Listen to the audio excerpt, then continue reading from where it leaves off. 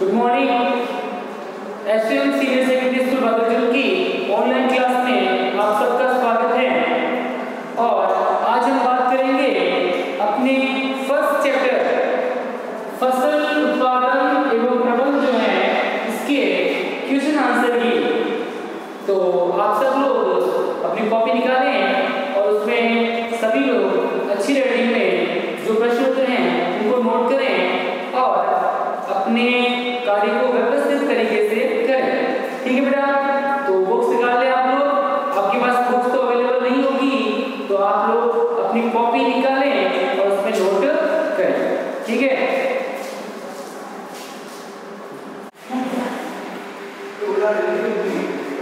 तो चलिए अब हम क्वेश्चन आंसर करते हैं अपने फर्स्ट चैप्टर के। तो पहला क्वेश्चन आप लिखेंगे मेरे पीछे पीछे। फर्स्ट क्वेश्चन है, उचित शब्द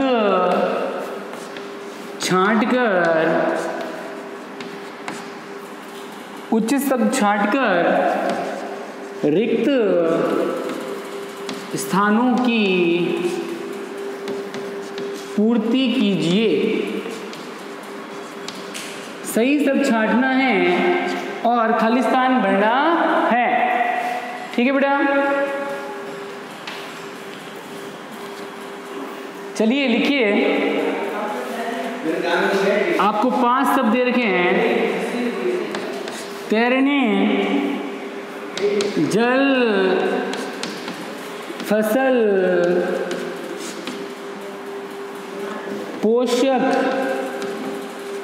और तैयारी। ये 5 शब्द दे रखे हैं, इनको ही खाली स्थान में भरना है। सही शब्द छांटना है। खाली स्थान में कौन सा शब्द आएगा वही खाली यहां से देख के खाली स्थान में भरना है। फर्स्ट क लिखा है,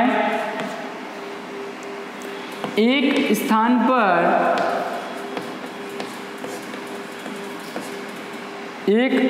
पर एक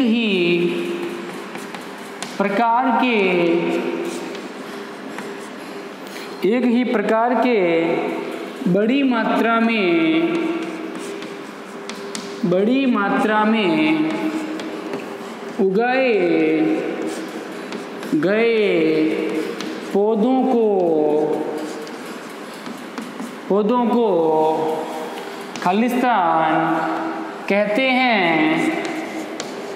देखिए, पहला खालिस्तान है कि अगर एक स्थान पर एक ही प्रकार के बड़ी मात्रा में उगाए गए पौधों को क्या कहते हैं? जब एक ही स्थान पे एक ही किस्म के बड़ी मात्रा में पौधे उगाए जाते हैं तो उसे कहते हैं, क्या कहते हैं? यहां देख लें, फसल। क्या कहते हैं बेटा?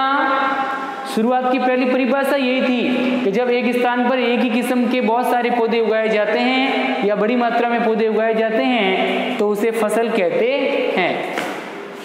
तो खालिस्तान में आ जाएगा फसल। पहले खालिस्तान में लिख देंगे फसल, फिर दूसरा ख है, ख में लिखेंगे फसल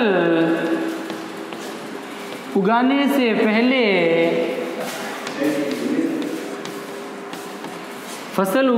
पहले प्रथम चरण मिट्टी की खालिस्तान होती है। हमने पढ़ा था कि फसल उगाने से पहले 7 क्रियाकलाप पढ़े थे। तो पहला क्रियाकलाप था कि फसल उगाने से पहले पहला चरण क्या होता है? मिट्टी की तैयारी। मिट्टी को तैयार करना, उसको उलटकर पलटकर पोला बनाना। तो पहला चरण क्या होता है? फसल उगाने से पहले प्रथम चरण मिट्टी की तैयारी। यहां से देख लेंगे, मिट्टी की तैयारी करते हैं। मिट्टी की तैयारी होता है। ग में लिखेंगे, तीसरा खालिस्तान है। तीसरा खालिस्तान क्षतिग्रस्त यानी खराब हुए क्षतिग्रस्त बीज जो हैं, क्षतिग्रस्त बीज जल की सतह पर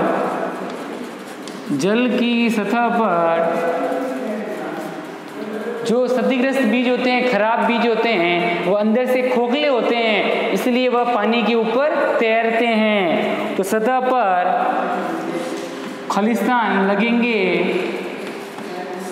क्या लगेंगे? तैरने। जो क्षतिग्रस्त बीज होते हैं, खराब बीज, वो हल्के होते हैं, इसलिए वो पानी पे तैरते हैं। तो क्षतिग्रस्त बीज जल की सतह पर तैरने लगेंगे। लिख दिया? चलो आगे।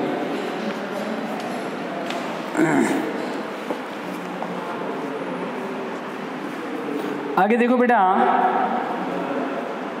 चौथा है फसल उगाने के लिए पर्याप्त सूर्य का प्रकाश, फसल उगाने के लिए पर्याप्त सूर्य का प्रकाश एवं मिट्टी से, तो फसल उगाने के लिए पर्याप्त सूर्य का प्रकाश और मिट्टी से खालिस्तान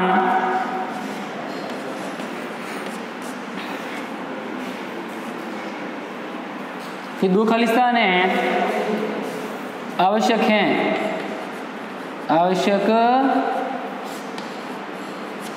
है। तो फसल उगाने के लिए एक तो सूर्य का प्रकाश चाहिए, और मिट्टी से हम क्या लेते हैं? जल और खनिज लवण, या जिन्हें पोषक भी कहते हैं। तो दो आएंगे, जल और पोषक। तो पीछे ही बचे हैं, ये तैरने आ गया, फसल आ गई और तैयारी आ गई। ये तीनों खालिस्तान में आ चुके हैं। पीछे क्या बचे? जल और पोषक। तो मिट्टी से हम जल और पोषक लेते हैं। तो जल तथा पोषक फसल उगाने के लिए आवश्यक है। तो जल है, पोषक आवश्यक है। हो गया पूरा? चलिए अब इसको नोट कीजिए, फिर हम आगे करवाते हैं।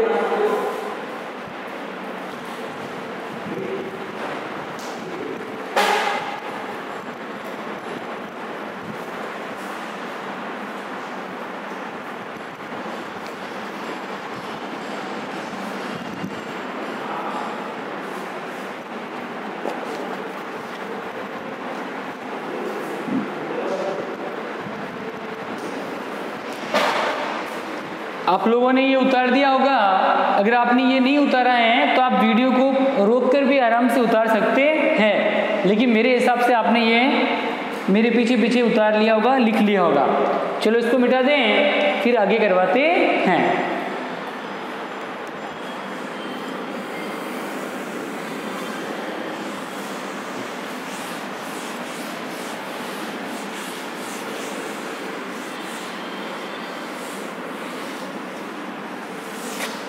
चलिए अब है क्वेश्चन नंबर 2।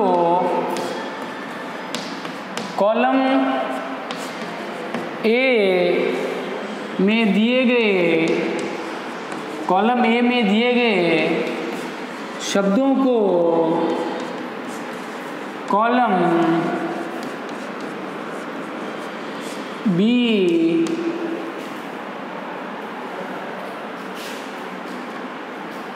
दिए शब्दों का, ऐसे लिख दो, शब्दों का मिलान, कॉलम ए में दिए गए शब्दों का मिलान कॉलम बी से कीजिए। कॉलम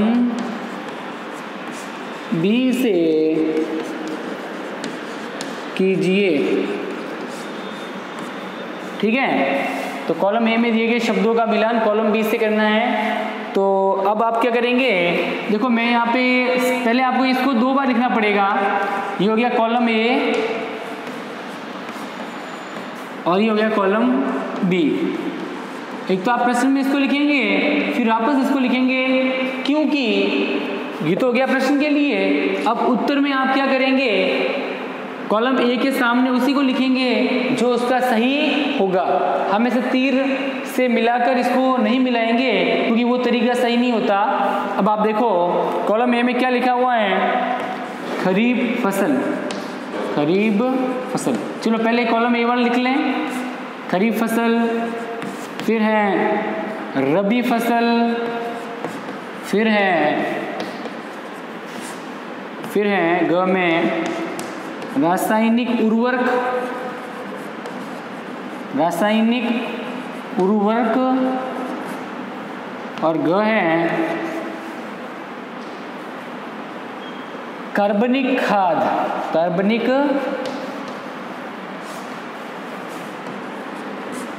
आराम से लिखें, अच्छे से लिखें कि कॉलम बी में सामने दिए गए हैं यहाँ पे मवेशियों का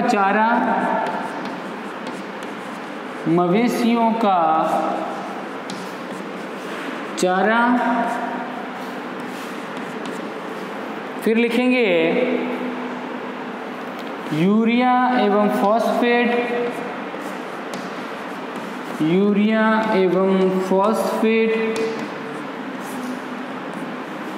फिर लिखेंगे, यहाँ लिख दो सुपर फॉस्फेट, क्योंकि ये दोनों ही उर्वरक होते हैं, सुपर फॉस्फेट।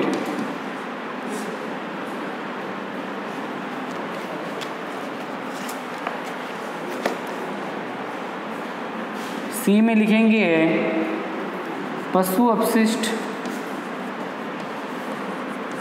गोबर,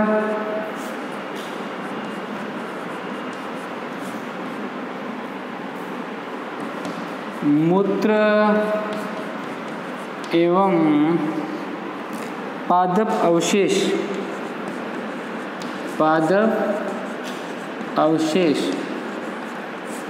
ठीक है बेटा। और डी में लिखेंगे गेहूं, चना, मटर, और ई में लिखेंगे धान एवं मक्का। इसका आंसर लिखेंगे, यहाँ लिख रहे हैं उत्तर, इसका आंसर। ठीक है बेटा, चलिए लिखते हैं। तो उत्तर में लिखेंगे सबसे पहले खरीफ की फसल, वापस इसको लगाएंगे, वापस इसको लिखेंगे कॉलम ए, क में है खरीफ फसल, कॉलम बी, इसके सामने कौन सा आएगा? देखो खरीफ की फसल वह फसल जो वर्षा ऋतु में बोई जाती है। तो मैंने आपको उदाहरण लिखवाए थे खरीफ की फसल के धान एवं मक्का जो है वो खरीफ की फसल के उदाहरण है। तो खरीफ की फसल के सामने लिखेंगे आप धान एवं मक्का।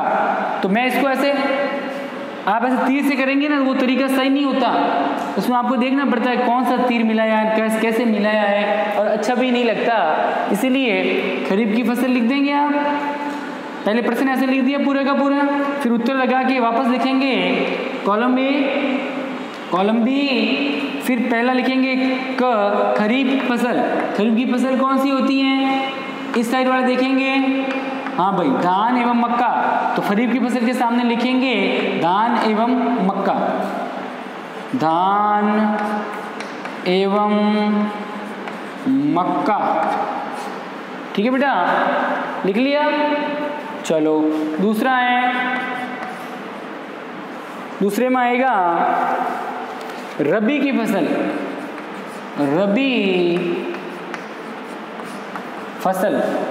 रबी की फसल ये है, रबी की फसल वह फसल जो शीत ऋतु में या अक्टूबर से लेके मार्च के बीच में जिनको बोया जाता है या कटाई की जाती है, मार्च के बीच में इनका वो पीरियड होता है, समय अवधि।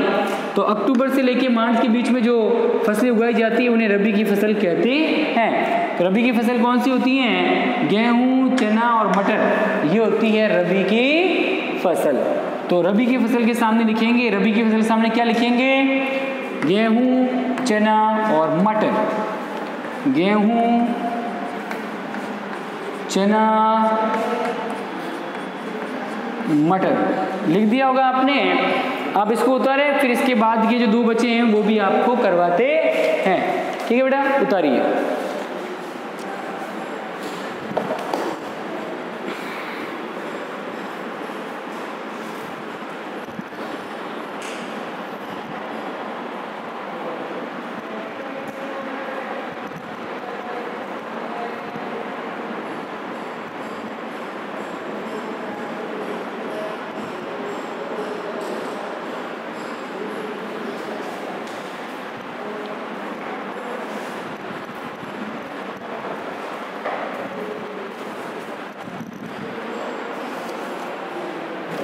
चलिए, आप लोगों ने लिख लिया होगा, अब आगे लिखेंगे।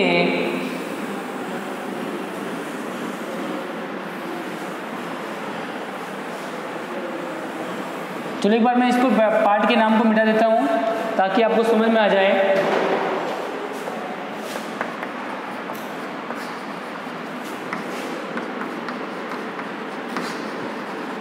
ठीक है बेटा, देखो 2 तो हमने कर दिए, ये और ये कर दिया, इसके उत्तर लिख दिए।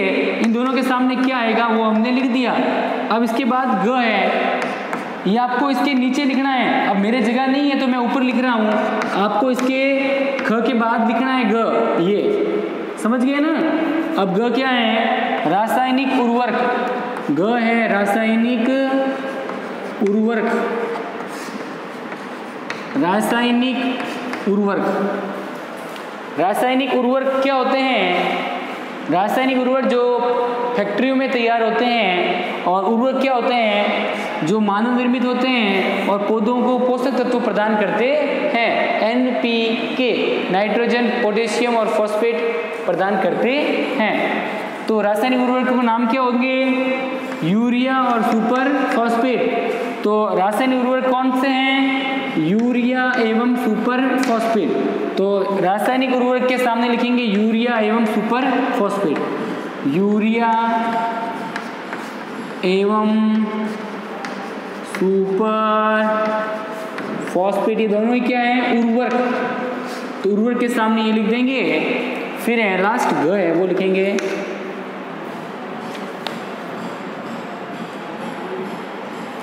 कार्बनिक खाद। कार्बनिक खाद, जो खाद हम घर पे तैयार करते हैं, गोबर से, मलमूत्र आदि से जो तैयार होती हैं, उसे कार्बनिक या जैविक खाद कहते हैं। तो जैविक खाद यानी कार्बनिक खाद। ये देखो, कार्बनिक खाद के सामने क्या आएगा?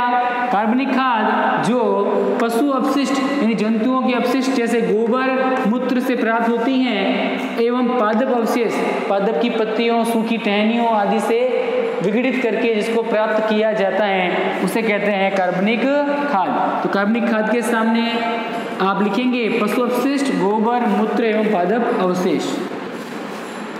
पशु अपशिष्ट, क्योंकि कार्बनिक खाद यानी जैविक खाद जो गोबर, मल, मूत्र और पादप अवशेषों से बनती हैं। तो पशु अपशिष्ट से गोबर, मूत्र एवं पादप अवशेष। ठीक है बेटा, चलो लिख लो इसको। ये प्रश्न में लिख दिया आपने। अब उत्तर यहाँ शुरू हो रहा है, यहाँ से लेकर यहाँ तक। चलिए, ये उत्तर कंप्लीट हो गया। फिर इसके बाद वाला करेंगे, तो इसको मैं मिटा दूँ नीचे वाले को। ठीक है, चलो इसको मिटा देते हैं, नीचे वाले को पूरा का पूरा।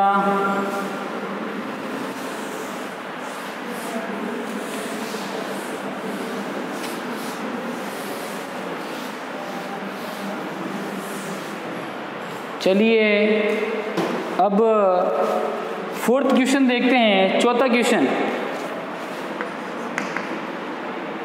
सॉरी 3rd क्वेश्चन है। पहले प्रश्न लिखेंगे, निम्न के दो उदाहरण लिखिए। निम्न के दो उदाहरण लिखिए। पहला है खरीफ फसल और दूसरा है रबी की फसल। लिख दो इनके सामने, डायरेक्टली लिख सकते हो या फिर ऐसे लिख दो, उत्तर लगा के फिर लिख दो। उत्तर रबी की, सॉरी, पहला है खरीफ की फसल। खरीफ फसल में कौन आते हैं? धान, मक्का, दो गए एग्जाम्पल। और रबी में लिख दो, रबी फसल में लिख दो गेहूं और चना। ठीक है बेटा, ओके, ये कंप्लीट हो गया।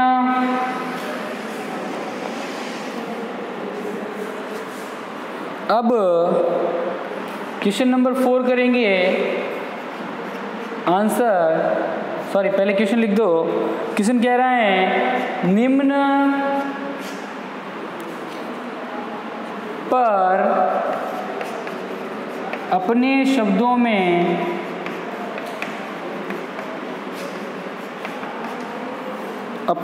में एक एक पैराग्राफ लिखिए।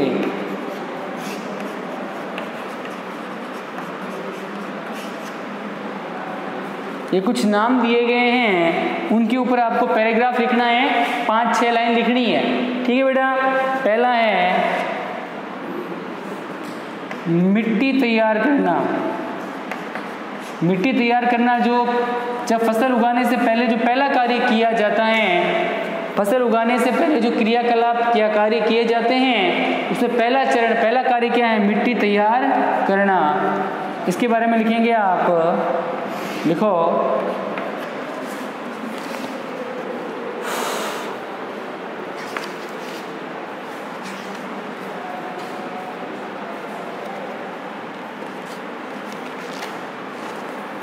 इसे लिखो मिट्टी को पलटना, मिट्टी को पलटना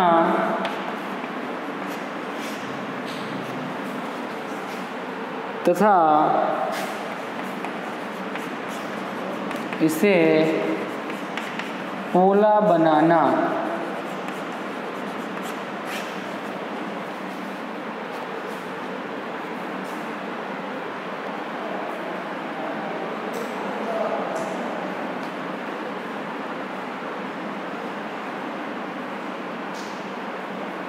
मिट्टी को उलटना और उलटना पुलटना था, इससे पोला बनाना कृषि का महत्वपूर्ण कार्य है। कृषि का महत्वपूर्ण कार्य है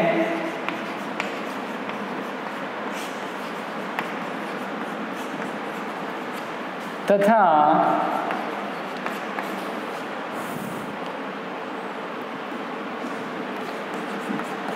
पोली मिट्टी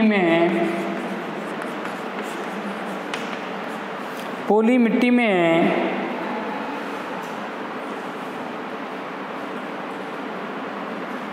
या लिखो पोली मिट्टी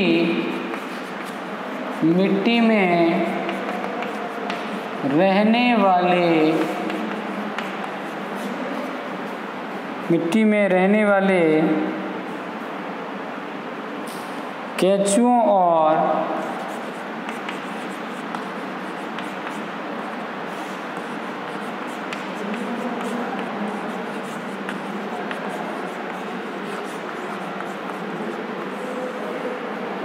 और सूक्ष्म जीवों, इसके आगे लिखवाएंगे। पहले आप इसको नोट कर लें आराम से, फिर आगे करवाते हैं।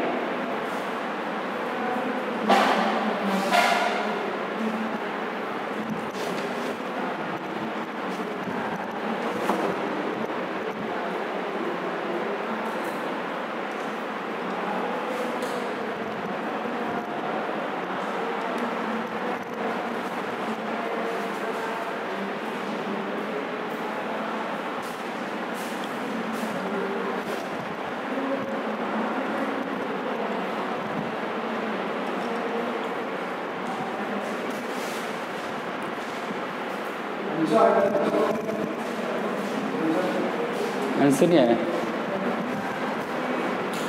आया तो बता सो गियर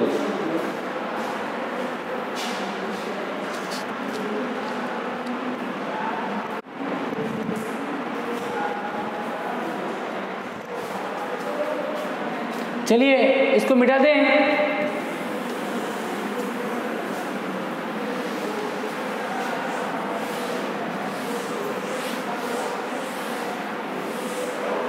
पूरा मिटा दूं क्या? चलो आप लिख लेना आराम से, वीडियो को रोक के भी आप आराम से लिख सकते हैं, तो आप लिख लेना बढ़िया राइटिंग में। अब हम आगे चलते हैं ताकि अपना फटाफट से ये प्रश्न उत्तर कंप्लीट हो सके। ठीक है बेटा, चलो आगे लिखते हैं मिट्टी के बारे में। आगे थोड़ा सा और लिख दो कि केंचुआ और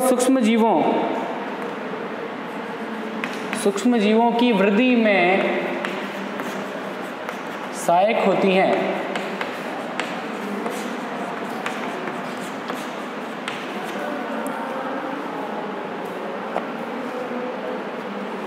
और ये सूक्ष्म जीव जो होते हैं, ये जीव किसानों के मित्र कहलाते हैं। ये केंचुआ और सूक्ष्म जीव होते हैं कुछ, ये जीव किसानों के मित्र होते हैं।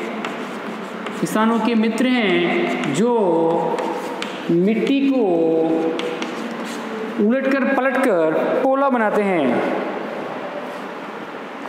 मिट्टी को और पलटकर पोला बनाते हैं और तथा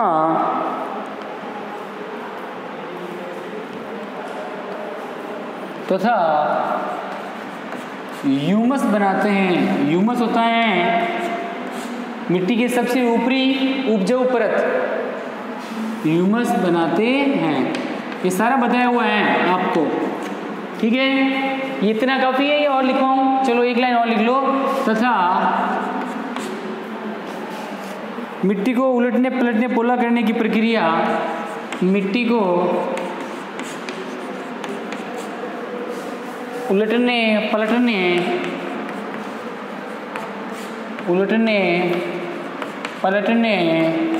व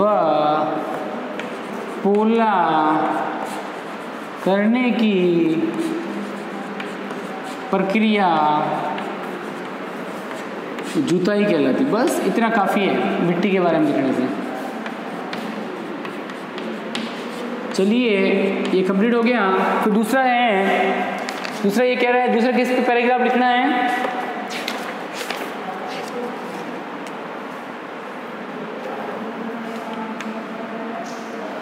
दूसरा लिखना है आपको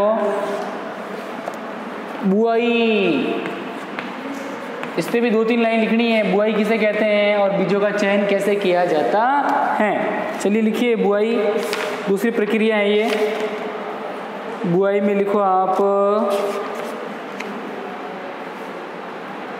बुआई जो है वह फसल उत्पादन का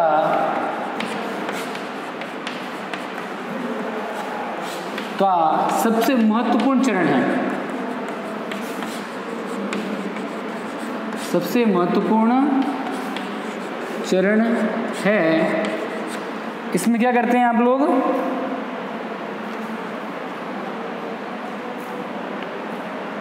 बोने से पहले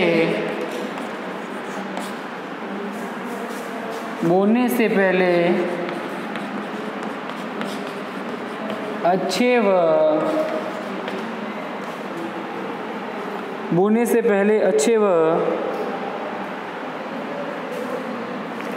व साफ और स्वस्थ बीजों का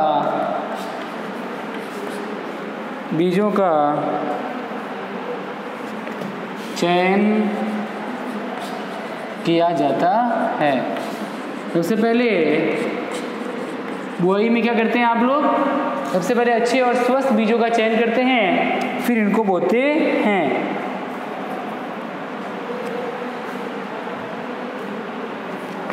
बुआई का कार्य, बुआई किस से करते हैं? बुआई का कार्य 2 उपकरण है। बुआई का कार्य एक तो होता है अपने कीप के द्वारा। कीप व सीड ड्रिल,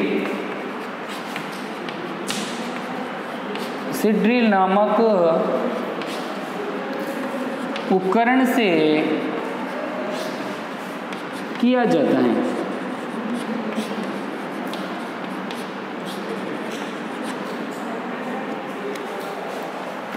ठीक है, ये हो गया।